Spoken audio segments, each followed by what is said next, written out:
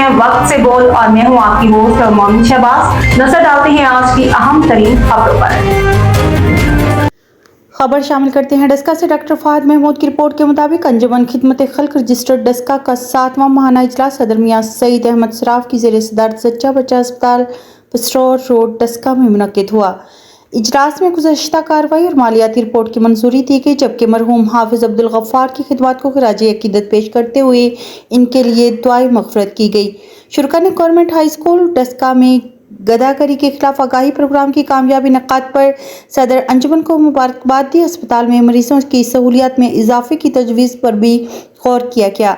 इजलास में पस्टोर रोड डस्का के असर नौ तामीर पर सूबाई वज़ीर मियां ज़ीशान रफ़ी को खराज तहसीन पेश किया गया।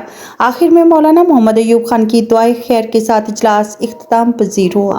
अब तक के लिए इतना ही। मज़ीद खबरों और अपडेट्स के लिए देखते रहें वक्त से बोल।